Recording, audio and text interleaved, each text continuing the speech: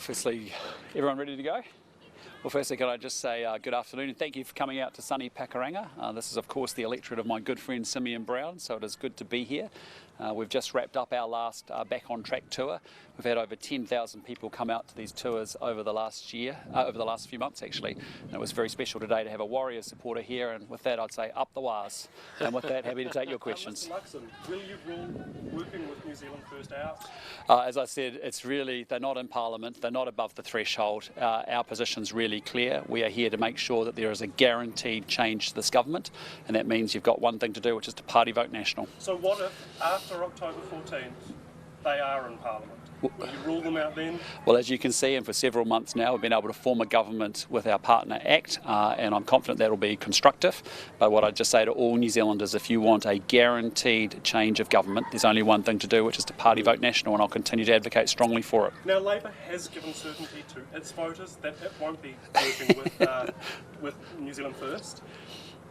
Is the lack of certainty from National turning voters off? Well, I'd just say to you, I think what you're seeing is a very unstable coalition of chaos emerging on the other side. Mr. Luxon, we haven't seen you in Botany, I'm part of Otara. Sorry, mate. We haven't seen you in Otara, Mr. Luxon. Hey, buddy, why don't we just be respectful of everyone else? Being respectful, Mr. So Luxon, why don't I come and talk to you afterwards? In Botany at all, and yeah. I think you're a candidate. I think you're a candidate for Vision, right?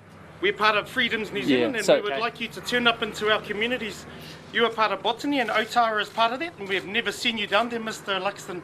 Mate, so very comfortable to come and talk to you afterwards. When the shootings have come past, we've never seen you down there. Hey, why don't you be a bit respectful, buddy? Because I am being respectful. No, we're having a conference here, and you're wanting to. You don't listen to us, Mr. Luxon. No, very comfortable to come and talk to you. I'm happy. I just said to you I'd come. Where were you when the gun shootings were happening, Mr. Luxon? I said I'd come and talk to you, mate. What about Black Rock? So we're happy to have a chat with us. Our farmers, our growers, we're standing on their behalf. I'm sorry. I'm trying to be very respectful to you. No, you're not. My community. No, you're not. Mr. Luxon. Well, I said to you I'll come and talk to you afterwards. My community is are desperate. They're thinking for housing. So do you think this is really helping your case? I'm asking Mr. Luxon. We've been working on the ground. And I'm very happy to come and talk to you afterwards. We've been working with families. Be respectful and let me finish you've this. got the solutions to send our children. I'm part of Otara, and we've been doing.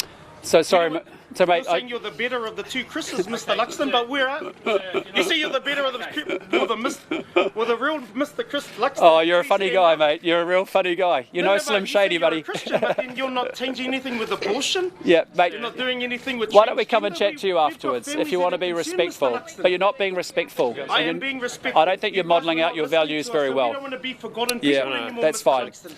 All right. We do not want to be forgotten people in our communities. Your Pamio Otahu. Yeah. Thank you, mate. I appreciate. I'll come and chat with you afterwards. None of your politicians turned up, Mr. Luxon. I'll come and chat with you afterwards if you'd like to have a proper conversation. I'm just putting it to you, Mr. Luxon, that we are looking for answers. Absolutely, and happy to talk with you after this, but you're being disrespectful. I'm not being disrespectful. Yes, you are. Thank you. Okay. Sorry, guys. We've just got a little bit of time to talk to him. I'm happy to stay here. I'm happy to stay here. I'm just asking, will the Guys, real let's go Mr. Chris... Okay, sorry, we'll go inside because Yeah, I'm asking for Mr. Luxon. Sir, I know that you're going to be the next Prime Minister, so our communities want to hold you to account, Mr. Luxon. Our communities want to hold Mr. Luxon, the Prime Minister, to account because he's never turned up to any of our areas of Otara. He's only turned up to the white part of the areas, the rich part of the areas, but he's never turned up to Otara, and I'm not a Labour supporter. Which party are you from? I'm part of Freedoms New Zealand. What percentage of support do you have? What percentage of support? Yeah. We've got a lot of silent majority that are ready to vote for us. About 1%, I think. Is that right? Oh, but you know what? We're making a difference because on the ground, we're grassroots. We're from the grassroots up. So that's what I've come here to ask the Prime Minister the hard questions because he's going to be the future Prime Minister, and according to the polls, I'm asking for accountability from that end. So okay, we heard you. Thank you. Yep. Thank you. Thank you very much.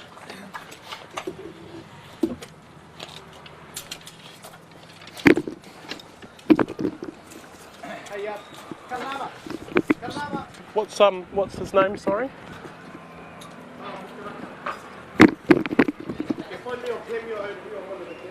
You want to write it for me? Sorry, I'm from the Herald. Okay. I'm the one that said no more Labour things, but I'm also holding national to account because our communities are languishing. while these politicians make amateria over East Benedict. Is that out this way? I'm not from Auckland, so I'm not too sure. So if you look on my, I'm on Facebook as a Benedict, where we had the shootings, we had all the ram raids. Alright, So, look. Mr. Luxon, we're looking at that. Thank you. Thanks.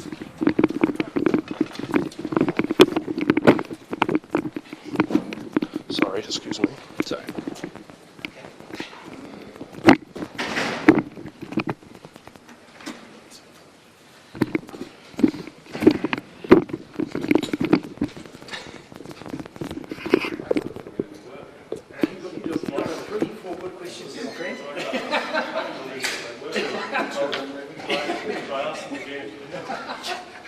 Well, you might actually. Oh, it's a different backdrop now. It is a different backdrop.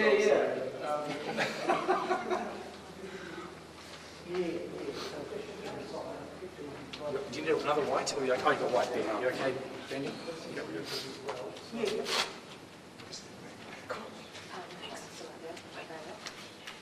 Yeah, just grab it just in case I need to before they lock it out. Just now, or?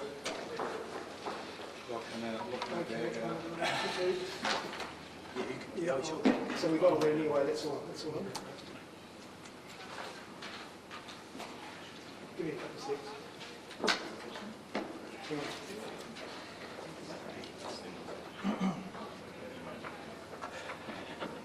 Hello. Just try that when. I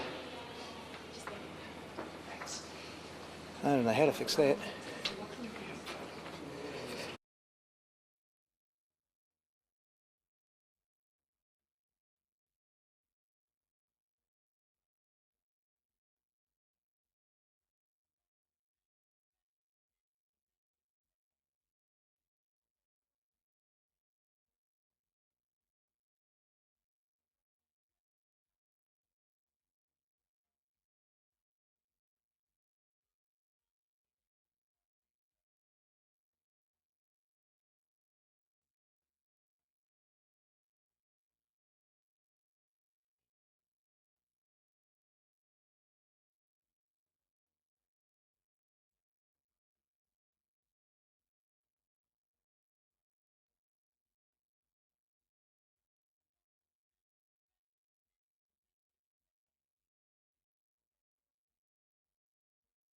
To Pakuranga, thank you for coming out here at this wonderful electorate that is Simeon Brown's hometown. So apologies for the delay there, guys, and thank you for your patience. And with that, happy to take questions. Mr. Luxon, are you running 2 ticks blue in every electorate? Absolutely. Even Epsom, so you're ruling Absolutely. out a different act? Absolutely. And what about the multi-electorates? Are you, you're not running in all of those? We've picked 2 electorates to run in, and that's really a decision that we made some time ago, and I'm very proud of that. We've got 2 outstanding candidates running there, and they'll be running very strong campaigns. I think, as I've said so many times before, I want to see a national party, and that means taking our principles and our plans and ideas to all communities across New Zealand. So, so you're not ruling out Winston Peters. Is that a tactic so you have more negotiating power against that? No, it's just simply that he's not in Parliament, he's not above the threshold. I'm focused on maximising the National Party vote. I'm not focused on any other party. As I said, it's very simple. It's a 2-tick blue campaign, and if you want a guaranteed change to the government, there's only one thing to do, and it's to party vote national. ACT's position would be weakened, though, if New Zealand First was an option. Again, I'm not focused on that. I'm focused on maximising the National Party vote, and that's what it's all about. That's why we've got the ideas, we think we've got the energy, and we've got the team to actually deal with the big issues that New Zealanders are experiencing. Cost of living, law and order, crime, health and education. Those are the big issues. So why did you rule out Brian Tamaki's party, who are also aren't in government and also are polling above 5%, but you're refusing to rule out New Zealand First? Well, I'm just being really clear with the New Zealand people. I want everybody to understand a vote for any other party doesn't guarantee you a change of government. There's only one thing that does, and it's a party vote national. So if New Zealand First gets above 5% in News Hub's poll, will you then rule yes in or out? Look, as I said to you, the numbers that I've seen, they're not in Parliament, they're not above the threshold, and frankly, I'm not spending time worrying about them. What do you agree with Winston Peters on and what do you disagree with him? I've got no idea. I haven't looked at their policies too closely. So what I focus on is the ideas that we have to take the country forward, and we've had 35 common sense policies and plans to do exactly that are practical and common sense, and I support those. So you haven't thought through what you could work with him on You're being well ahead of yourselves. We have an election. We have a number of days to go. There's a long way still to go, and I am focused on making sure I take the ideas of the National Party to the New Zealand people, that they understand very clearly if they want a guaranteed change of government, and the choice is pretty clear: a strong national-led government or a coalition of chaos, and that's what I want. That's what I want them to understand. But you must be focused on the first 100 days, and that will be shaped by those. We have given thought to the first 100 days and the first 6 months, but at this point in time, what we are focused on is our plans, our ideas to move New Zealand forward. Mr. Luxon, can I just ask you about Farmac, please? There's a national, countrywide campaign was launched this morning calling for a massive increase in spending on Farmac so that New Zealanders don't have to leave the country to get medicine, saying we're at the bottom of the OECD rankings on publicly funded medicines. What's your response to that campaign being launched? Well, look, I saw the campaign and some of the billboards this morning as I was moving around the city. There is no way that we'll be able to double the budget, but what you have seen is a commitment that we want to increase the health budget each and every year in a national-led government.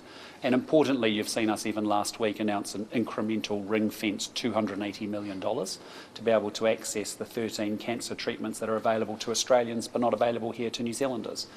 That's really important. You know, there is 25,000 New Zealanders with cancer each and every year diagnosed. There's 10,000 that sadly die, and we have a 15% higher mortality rate than Australians. I don't want New Zealanders leaving the country. I don't want New Zealanders mortgaging their homes. I don't want New Zealanders raising give a little pages. So if we can access those 13 cancer treatments, that's a good sign.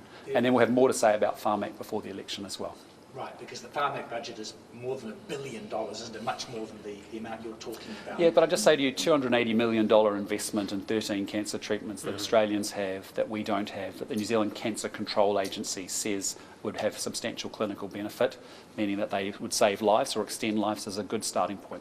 Just one last question on that is that the argument is if you spend more at the top of the cliff, you're having to spend far less in your hospitals later on caring for these sick people. So isn't it actually a very wise investment to spend a lot more on Farmac early on? Well, that's why we're saying very clearly we want to spend money on those 13 cancer treatments that the Australians have that we don't have. It's $280 million ring-fenced incremental investment to Farmac to purchase those treatments. And you know, that's been recommended by the New Zealand Cancer Control Agency as identifying those are the particular treatments and drugs that would have the most benefit to New Zealand. Yes, we want to close the cancer gap with Australia. That's very important to us. It's a good first step to do that. Mr. Luxon, is National under your leadership still committed to UNDRIP? We've been very clear, UNDRIP is something that is a non-binding referendum. It's up for each individual country to bring it to life to advance their Indigenous folk and their well-being. We'll continue to do that, and we'll look at that very closely in government. Mr. Luxon, ACT is calling for a referendum on co-governance with Māori. Is this something you would support? Again, as I said, it's not our policy and it's not something we support. We think it would be divisive. Do you personally like Chris Hipkins? I don't know him that well. I respect anyone that takes on the job of Prime Minister. I think it's an extreme job, and I respect that we may have different ideas how to take the country forward. I don't agree with his ideas, but it's not personal. And what do you make of the Warriors season so far? I think the Warriors season has been fantastic. I think it's been one of the great highlights in New Zealand, and I had a huge privilege of being able to flip the coin the other day and be in the change room with them afterwards. And I think the culture they've built in that team and the excellence, they're just a great example of what's great about New Zealand. So you're very up the wires. I'm very up the wires, as you heard me say before. So yeah, absolutely. And it was great to see we had a Warriors supporter with his beanie in here earlier today, which was fantastic. So yeah, up the wires. There's been a report out today, you may have seen it, came from the union movement, a report looking at the drivers of inflation in our economy, suggesting that more than half of it comes from company profits.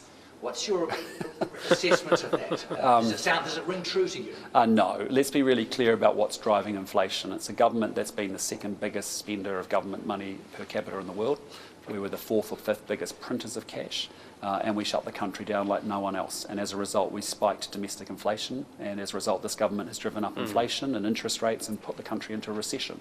We're the only country in the whole of the Asia-Pacific region now in an economic recession. And with that comes a rising risk of unemployment. So what you have to do is go back through and understand the history of economics and get to the causes, the underlying causes. Stop passing costs on to businesses that lead to higher prices and more inflation. free up our immigration settings and red tape so that our businesses can grow, go through the $137 billion, 80% increase in government spending and make sure we're getting value for money, give people tax relief and get the Reserve Bank focused on getting inflation back under 3%. Would company profits have any bearing on the rising inflation? No, those 5 things are the things that you need to do to get to the underlying causes of inflation. Yeah. Mr. Luxon, just on the disruption that we saw then, have you only gone to the rich white areas like he said? No, I've actually spent quite a bit of time in Otago. I didn't get a chance to explain myself to the gentleman included, but I spent time with different community organisations, including Turn Your Life Around, a fantastic social worker organisation doing amazing work with young people, particularly Ram Raider kids. And obviously I spent time at Tangaroa College as well, a good amount of time at the school as well. So, the reality is, I think there's a way to have a discourse that's respectful. I didn't find that particularly respectful, but we're in a democracy and people are entitled to their views and how they comport and deport themselves. I guess what he was saying was, and if it was one person, was that there's a section of our community who National is not speaking to. I disagree strongly. I think you're seeing with our selection this year that we are reaching into every community across New Zealand, and we are thinking very deeply about what impacts those communities. And I can tell you our most challenged communities, it's the cost of living, it's crime out of control, it's a poor education system that's failing our kids, and it's a healthcare system in crisis. Those are the things that I'm fixated on fixing, and that's what we're going to do in government on October 15th. Here. What are some bottom lines on tax that you're committed to? I mean, we've had a changing fiscal situation with the government, so you said a number of things over tax over a course of period, and there's been changing sort of economic circumstances. So what is the party currently committed to around tax? Well, our position's been very clear for 18 months now. We don't believe in band-aid economics that are sort of rink-a-dink ideas that we've seen from this government. Whether it's been cost of living payments, extending a fuel subsidy, then taking fuel taxes up. It's all been Mickey Mouse, to be honest. It's been band-aid economics, as we would say. We've been very clear. The simplest, best way, it's not deeply ideological, it's not political. Many countries with centre-left or centre-right governments do it regularly, is to inflation adjust tax thresholds so people keep more of their own money in their pockets, because I trust them to spend and save it much better than I trust Chris Hitkins to do so. So inflation adjusted tax threshold is the kind of minimum, that is the... We'll have more to say about our full tax plan. That's coming very shortly, so watch this space. But, I've been talking about that as a central idea to deal with high levels of inflation as the best way to deal with that. Correct. Good. All right. Well, thank you so much. Thank you for coming out. We really appreciate it. Go and enjoy the rest of the sunny day. Take care. Thank you. Bye-bye.